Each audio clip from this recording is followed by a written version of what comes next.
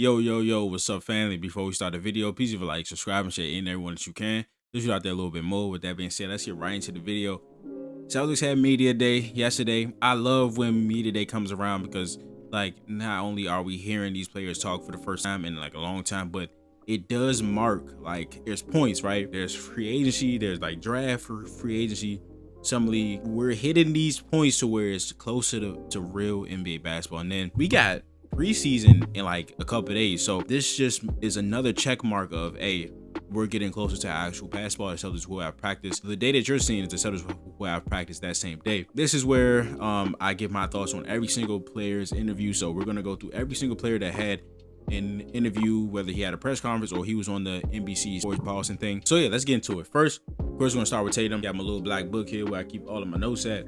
Tatum didn't really give me much that I didn't know already. He talked about his injury, his recovery. He said he was in a great place, said he was good. He hasn't felt any pressure to return from Brad or the front office or anything like that. So like Tatum is just, at this point, it's just been a medical marvel. He was like out of the public eye since his injury, but he did about 3 or 4 interviews in the same day and was just talking about his recovery, which is basically like opening up about the hardships of tearing his Achilles, not really being somebody that's had a major injury before and coming back from that, and how it was super hard at the beginning, just getting over the mental aspect of being injured, right? Which I think a lot of fans and people that don't play basketball, well, I don't play basketball at the NBA level, I've been hurt before, but the mental aspect of not being able to play the game is probably even more prevalent than the physical aspect. And Tatum like feeling like the game was taken away from him,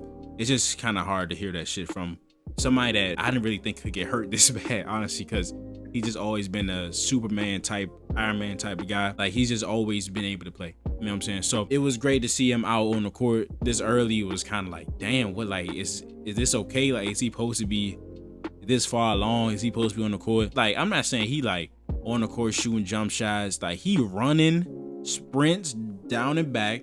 He's cutting, he doing his little step back moves. I'm just like, dog, we really got Superman on our squad. So I know he wants to be 100% as early as possible. I want him to be 125%. I want it to be overly correct. I want him to feel extra ready. You know what I'm saying? But of course, he said the most important part is coming back 100%, and he's gonna come back at home. He said he didn't care about who the opponent was. He just wants to come back in front of the TD Garden fans. So I like that. He said he's in a really good spot, but tomorrow will be hard for him because he won't be able to practice with the team. This is his ninth his ninth media day. I remember when he got drafted, bro. Like, I was a youngin' and I remember him getting drafted with the 3rd pick, bro. And it's crazy. It's crazy. I feel old. This is his ninth media day, and this is the first time he won't be able to practice. You know what I'm saying? So this is gonna be super hard for him. But that's all I got from Tatum. Didn't do the NBC Sports Boston interview part, so we just had that one. Next, we'll go to, we'll just go in order of importance, like, not importance, but like the little pack of artists. So, we got Jaylen Brown. He said that he's getting close to 100%, that he feels great and he feels awesome. Jaylen Brown had the knee surgery. Well, let me go back. He said that he feels like his athleticism is back. That was the one where I was like, okay, that makes sense.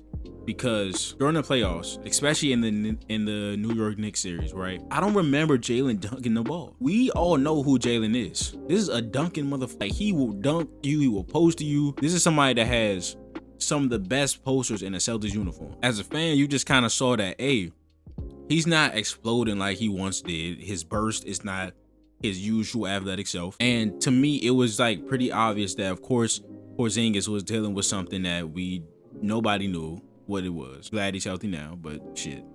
And Jaylen was not his usual athletic self, and he was still playing at a good enough level. Just glad that he feels like he's getting close to that point. He said he's a little lighter too. I don't know if that's 5 pounds, 10 pounds. I don't know if that's just he's leaner, but he did say that he feels lighter. So his athleticism is back. He's getting close to 100%. He feels great. He feels awesome. They asked him what is an area of his game that he can really show without Tatum. Of course, he said playmaking, which is the answer I thought he was going to say. Playmaking wise, he looks to show people that he has a lot there.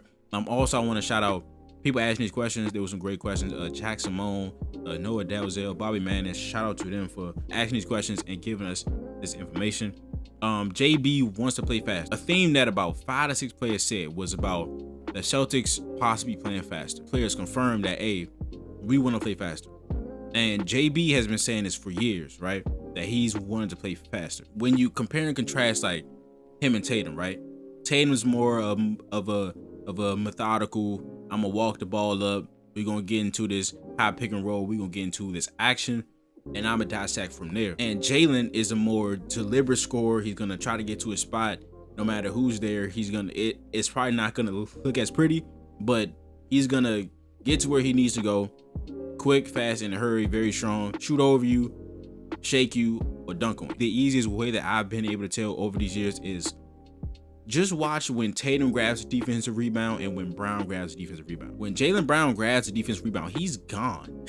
He ISOs about 50% of those times. All right, he's gone. He's grabbing the ball. He either going straight to a post up or he going straight to getting in his bag and trying to get a buck. Tatum will, jog up the court a little bit, get into a high pick and roll, something like that.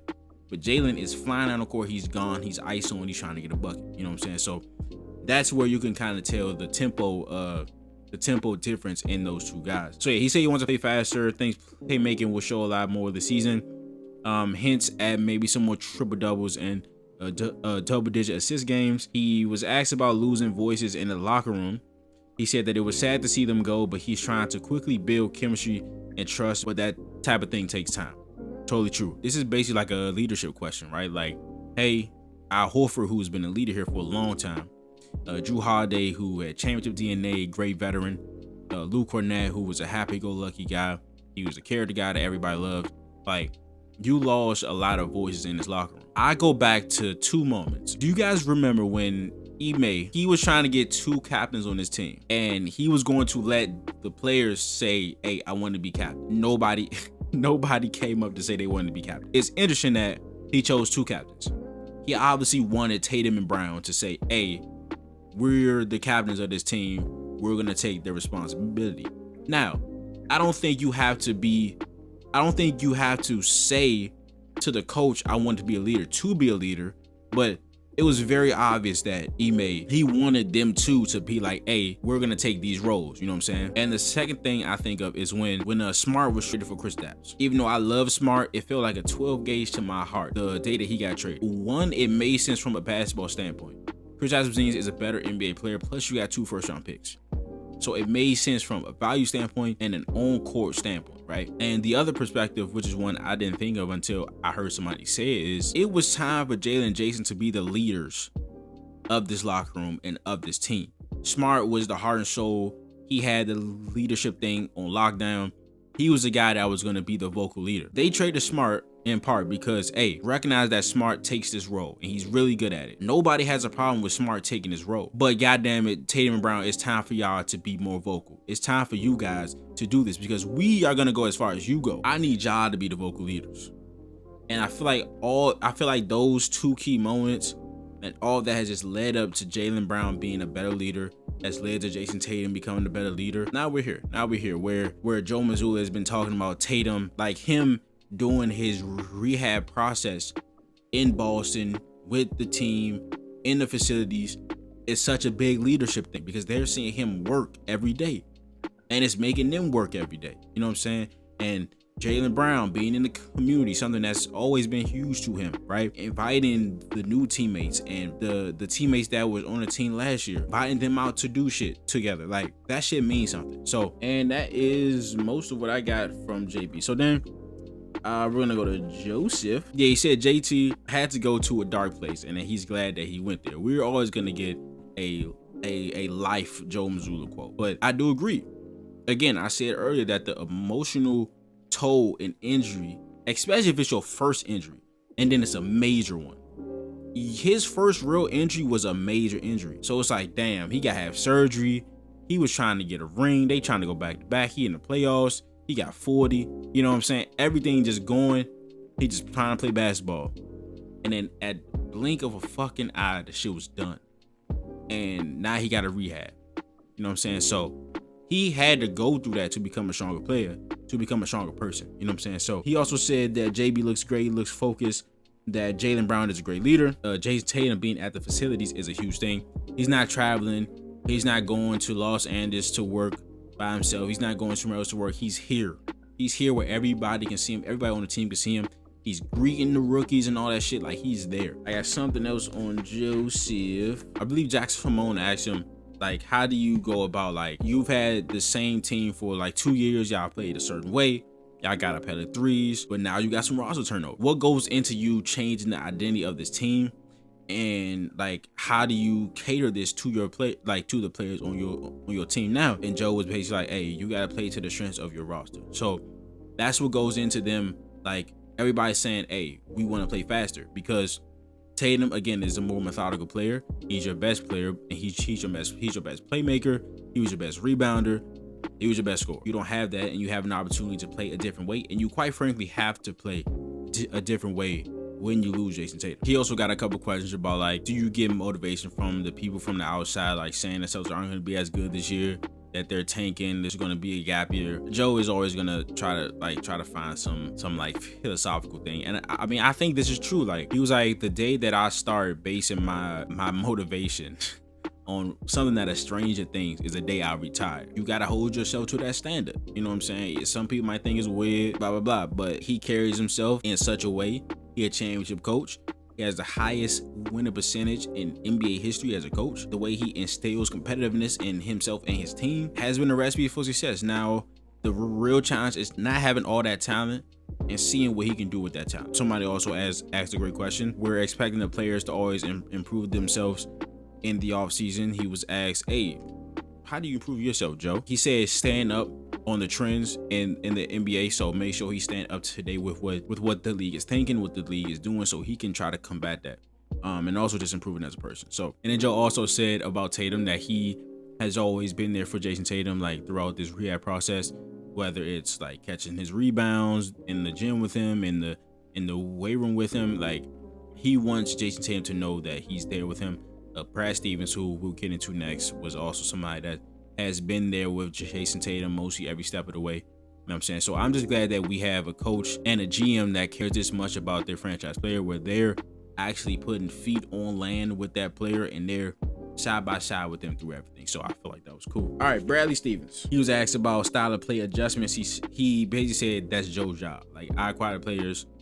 The coach is responsible for implementing the style, scheme, all that shit. But something I did think that was interesting is that he said that like GMs around the league spend a lot more time talking about rotational guys than like actual stars. And I feel like that makes a lot of sense. Also, majority of the guys that he gets, like the rotational guys, they've already been thinking about getting that guy for like 2 or 3 years. And again, that makes sense. When they become available, they're able to strike because they have so much intel on these players. And going back to they talk about the rotational guys, the two-way end of the bench guys, a lot more than the stars, is because you know what Tatum is bringing, you know what Jaylen is bringing, you know what Derrick White has, right? So you need to find guys, especially with the second apron. You need to find guys on cheap contracts, and you need to do extensive work on the guys that can be cheap, guys you can find on great deals that can contribute to winning, because those players are becoming so much more important with the second apron shit. He was asked what he saw from Neemias Queta at Eurobasket.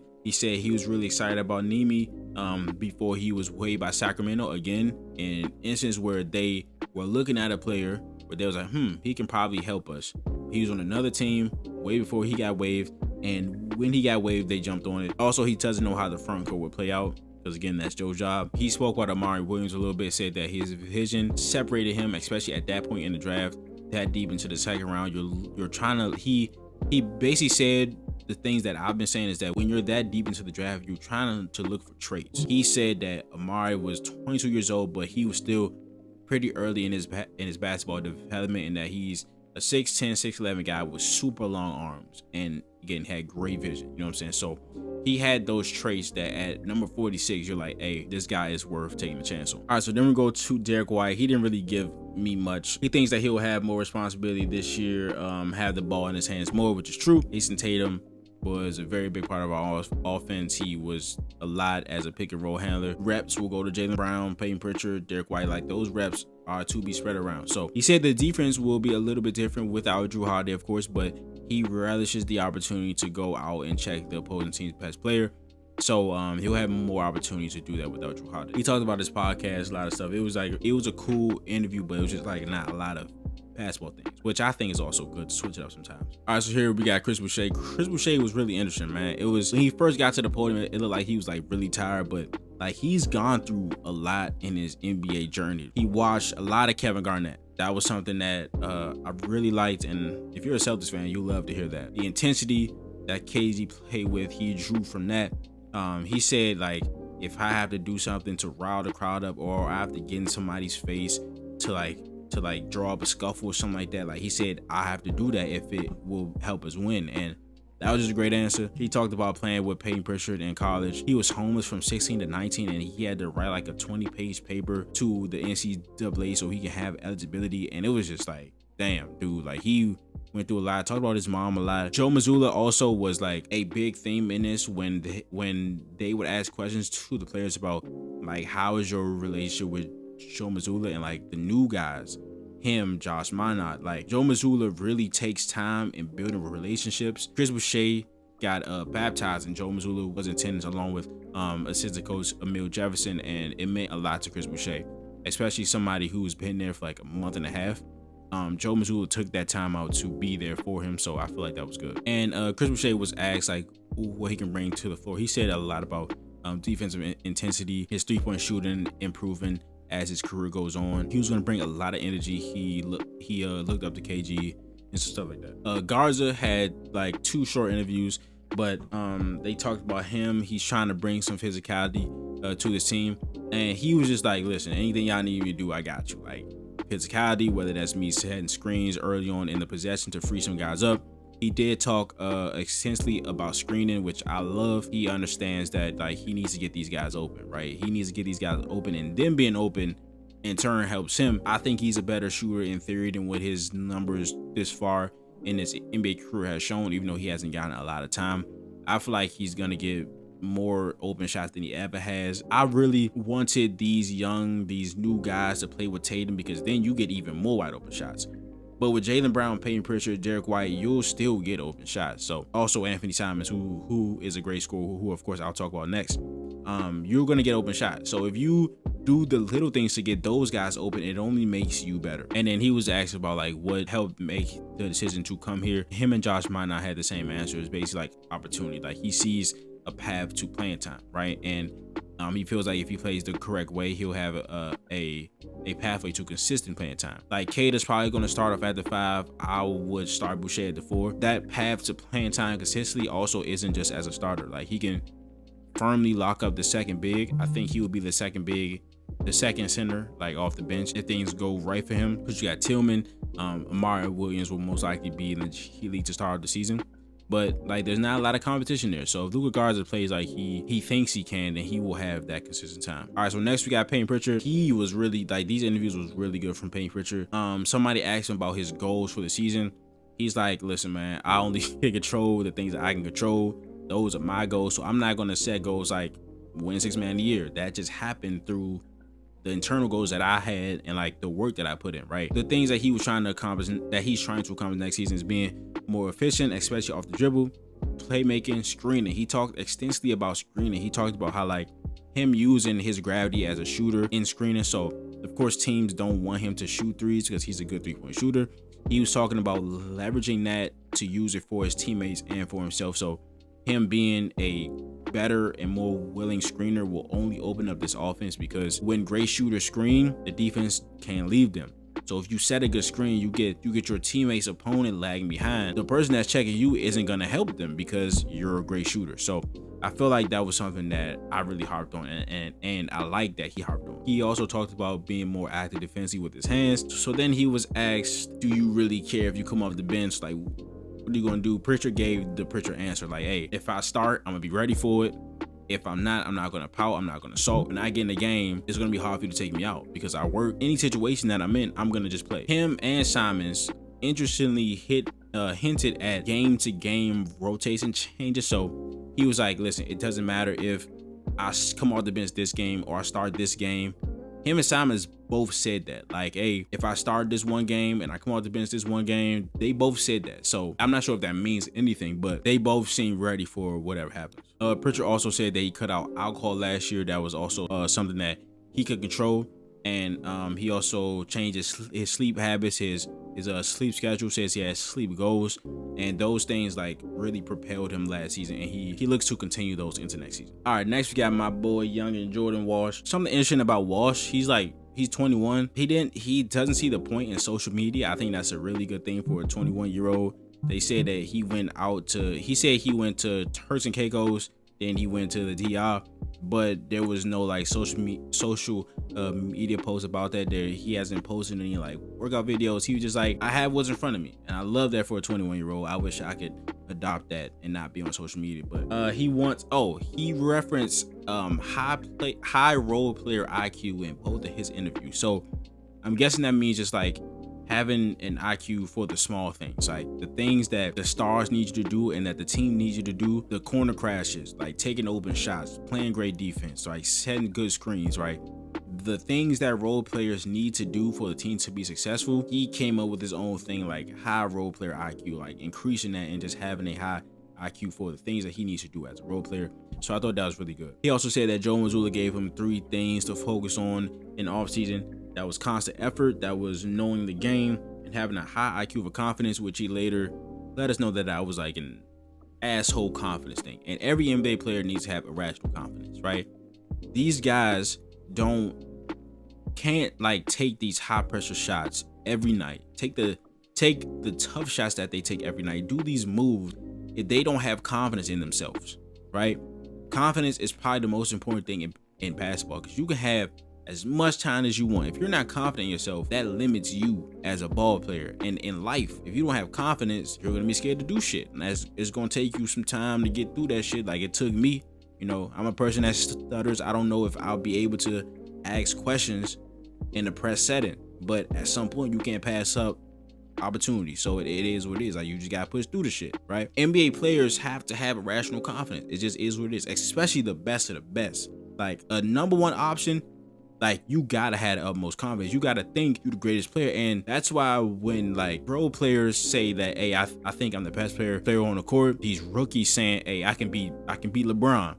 You have to think that way. You literally have to think that way to be successful in this league. So I didn't mind that at all from Jordan. He was also focusing on impacting the game without the ball, especially on offense. He talked about him in summer league having a better summer league than he did the last season. Just playing without the ball in transition, being able to get points that way. He also said that Jrue Holiday taught him a lot about this role player IQ. I'm assuming most of that was on the defense side of the ball, being who Jrue Holiday is. And he feels like he has came a long way with his 3-point shot. He said that, hey, if I'm taking it, I feel like it's going in. If I'm open, I'm gonna take the shot. I feel like it's going in. That was good to hear too. Next, you got my boy Baylor Scheierman. They asked him what was the number one thing you're working on this offseason. His answer was the same in both interviews. He said working on defensive playmaking and positioning, being better as a movement shooter.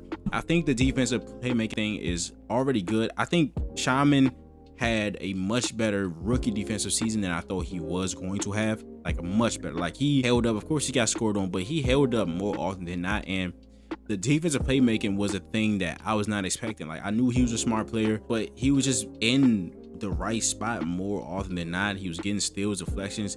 He's really good at drawing charges. Drew like 0.8 offensive fouls drawn per game, which was in like the 93rd percentile. 2.3 steals per 100 possessions, which was really high. So if Scheierman can improve in that, like he's gonna be a really disruptive defensive player in the passing lanes and like drawing charges, drawing offensive fouls.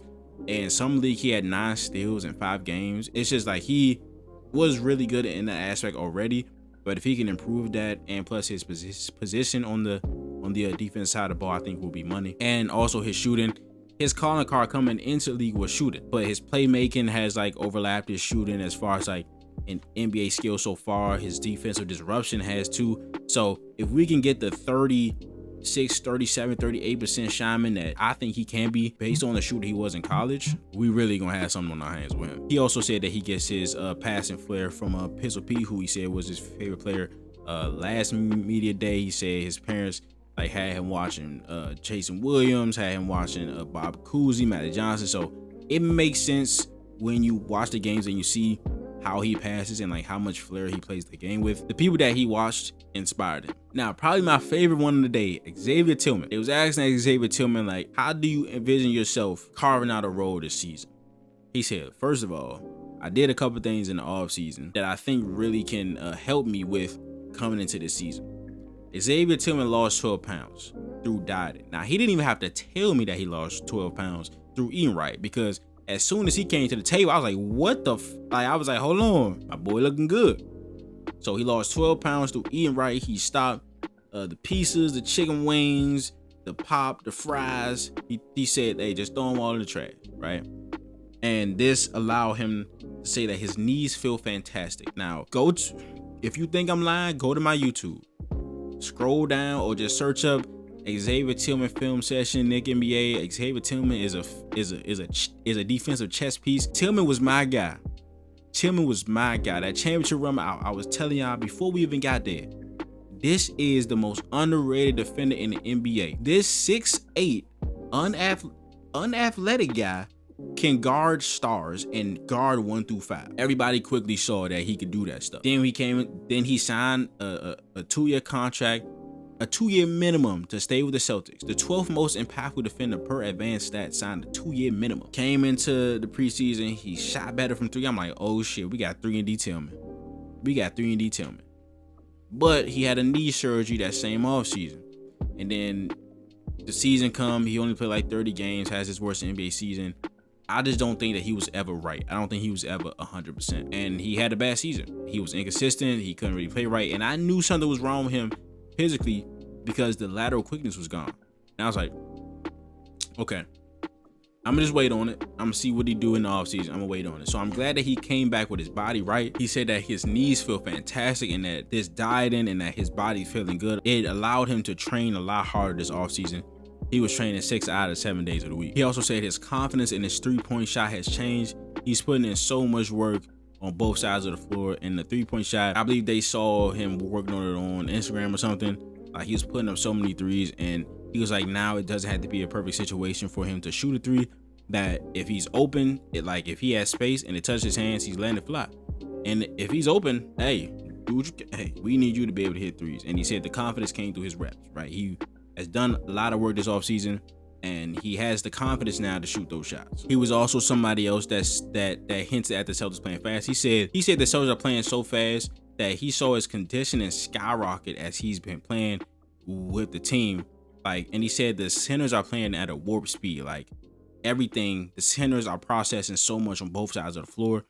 They have to be really fast. They have to be good decision makers on defense and on offense, you know what I'm saying? So, like, that was another person that was like, hey, we're aiming to play really fast. Next, we got Sam Hauser, who I didn't draw a lot from, but he did say that Joe and Brad want him to work on doing more things with the ball. I don't really care if Sam Hauser does more things with the ball. Of course, him getting better at everything, will just make his game a lot stronger, because there will be situations where he has to run a pick and roll, where they're probably not going to call a pick and roll for him, but it's there. It's what happens in the play, a second side action, and he just has to make the right play. So him improving in that, of course, is going to help our team. And just being able to make the right decisions with the ball is what I drew from him, that they want him to improve the non-catch and shooting parts of his game. So that's what I drew. Then we got my boy Neemias Queta, who dominated in not Portugal. He played for Portugal, but he dominated in the Eurobasket. He's just trying to keep the same confidence and the same voice that he had with Portugal. I feel like his backline communication was such a strength in that setting. Of course, he's not going to be getting plays ran for him to post up every time. He's not going to be the top option, but I think his rim protection, his defense, his pick roll defense, his occasional switching, his passing, you know what I'm saying, the touch from the short mid-range area, I think there are things that he can take from that and translate to the NBA, but the backline communication will be needed. You don't have Drew Holiday anymore. You won't have Tatum for a large chunk of the season. You don't have Luke Cornett. You don't have Kristaps Porzingis. You need to communicate, because you will be the center that's guarding more centers this year, because, Drew Holiday guarded the 5s, Tatum guarded some 5s, and him, Luke, and Cornett was able to guard the small forwards or the opposing team's worst perimeter threat, and they were able to help. He has to guard more centers this year because we don't have Drew, Tatum, Porzingis, Luke, and all of them. So I'm looking forward to what he's like defensively this season. He's also looking forward to being more of a vet, more of a voice in the locker room.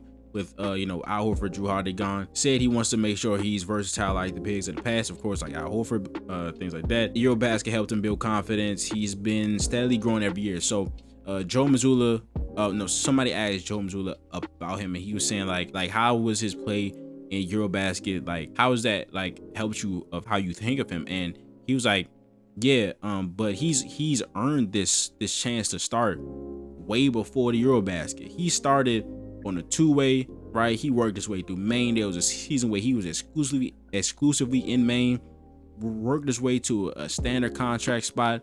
Then last year, played with the team. He earned his spot to be in this position. And then Eurobasket was just a cherry on top. You know what I'm saying? So Joe also said that Queta's progression is that, hey, he needs to learn how to leverage his talent and his physicality. We felt comfortable that he was able to do that every other night last season. Now he feels comfortable that Queta can do it every night. So that was a big shift that I heard from Joe Mazzulla on Queta. All right, so next is Anfernee Simons, who I thought was one of the more interesting ones. Of course, he's a person that everybody wants to know more about. The Celtics didn't really parade him after the trade, but he says Joe wants him to be more comfortable. Joe was pushing him and being in this environment. Joe pushing me and being in this type of environment is going to bring the best out in me and some of the things that you might have not seen in the past.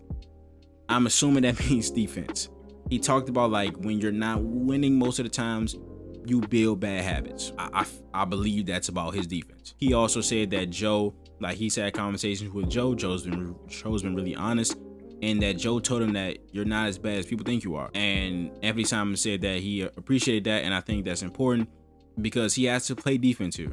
And he said that it's as simple as, do I want to do it or not? I feel like being in this environment where he said this a couple times, that being in this environment where the culture is winning and defense is required of you, it seems like it's going to be easy for him to lock in on that side of the ball. So hopefully that is what happened. So yeah, he said he was excited to play meaningful basketball again. Just being in this environment is just different for him. He hopes to play playoff basketball.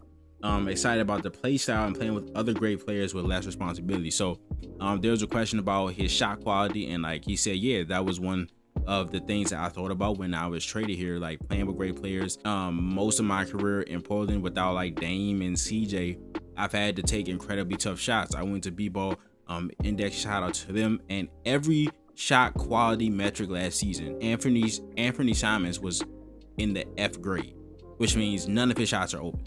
Like he's not getting open catch and shoots a lot of times. He's not getting corner shots because he's not spotting up. Like everything was tough for Anfernee Simons.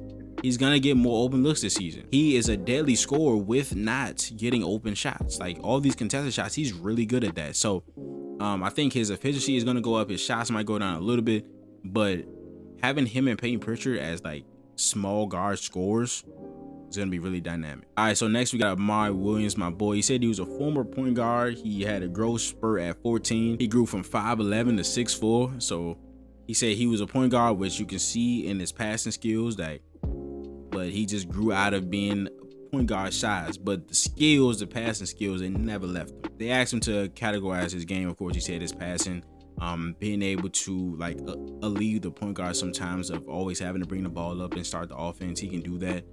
As we saw him do in Kentucky. He looked up to Jokic and Giannis, but as a PG, he looked up to D Rose. I feel like that was interesting because he was probably like an athletic point guard, you know what I'm saying? He didn't say that Brad said this, but in one of Brad's interviews, somebody brought up Amari, and he said, yeah, his passing is great, you know what I'm saying, but we want him to be more aggressive. And like he said it definitively, like he was like, yeah, but we want him to be more aggressive. And I was like, oh, okay, cool. And he was just like, yeah, he's a great passer, blah, blah, but we need him. Sometimes we want him to finish. All right, so next we got Hugo Gonzalez. Hugo Gonzalez. Okay, Hugo. Next we got Hugo. They were asking him a lot about how he's like getting acclimated to the city because, of course, he's not from the USA. He's a rookie. He was at the Patriots game, all that stuff.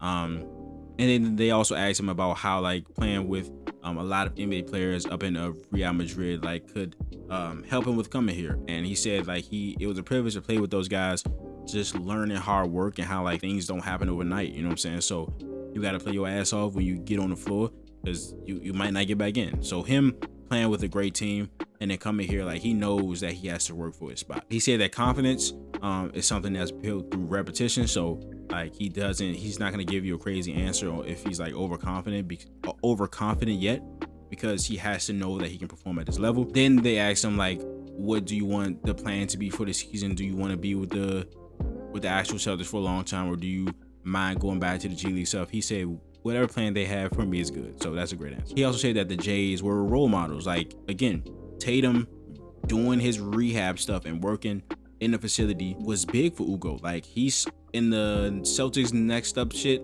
where he got drafted, and all the rookies, they were following all of them through their draft night, and them coming into the facilities and trying everything out and like seeing everything as a Celtic, right? And Tatum was there to greet all of them. I feel like that was big for all of the rookies, not just Hugo. Him and Jaylen Brown are already making an impression on him. He said that they were role models. Just seeing how they work, seeing how they play is really helping him. So next we got Josh Minott. He was asked why did he come here. Same thing as Luka Garza. He sees a path to playing time. He likes the culture. They asked him what's in your game. He said it's a foundation of energy and defense.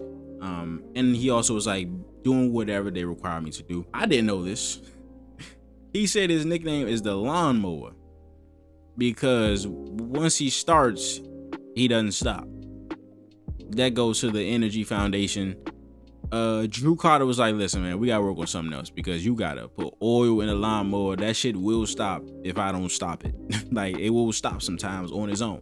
So we might gotta workshop that, brother. He said a lot of good things about Joe. And this is what I'm talking about. Joe at heart is a relationship builder. Like, that's my coach. Like, he not just an on-court savant. Like, he really care about his players and the people in the building. So Josh, who's only been here like a week and a half, said that Joe inspires passion. He said that even though I've only been here for a month and a half, I will run through a wall for him. He said he's really easy to play hard for, and he's inspiring. Great to hear that for your coach. Like that's not just the cookie cutter stuff. Like, oh, he's a great guy. He really knows a lot about basketball. No, he's been in a relationship with these guys. Hasn't known Chris Boucher for a long time. Already going to him getting baptized, doing this stuff with Josh Minott and stuff like that. So it was good. He did call him a weirdo in the most endearing way possible. He said he's a great guy. He's a little bit of a weirdo, but he's inspiring. All the good things. Josh was also somebody that endorsed the fast play style, but he took it to an even new level. He said they want to be the fastest team. Now, I don't know what that means, the fastest team in the league, but he did say they want to be the fastest team on the court. So if you're playing other teams, you want to be faster than everybody. So he said the style of play, they want to be the fastest team and have no lag time after things happen. So when somebody scores, they want to get right out, inbound the ball, get right down the court, stuff like that. He said that was a point of emphasis for them. He's working with development coaches on more defensive terminology and taking more calculated risk. I have an article out on Josh Minott about like him as a defender and how he could possibly be an X factor for the team on that end. And a lot of it was me saying that, hey, he was one of the most underrated defensive playmakers last season. Stop percentage, deflections, blocks, all that. But he fouls like shit. I think he averaged like 4.7 fouls per 75 possessions or per 100 possessions. No, brother, no. So be more calculated in them risks, because if you are and you can stay on the floor, you can really help us. And that was it. So thank you guys for sticking with me. This was 56 minutes recording time. I've been talking for a long time. I don't know how long this video is going to be after I edit it, but thanks you guys for listening. I'm gonna go get some water and go lay the fuck down. Again, shout out all the people that asked questions, all the players for answering them. Was just happy to cover it at home. So I can't imagine how it is there. So if you enjoyed the video, please leave a like, subscribe, and share it in there once you can. Just shoot out there a little bit more. And I will see you guys in the next video. This is Nick. Peace.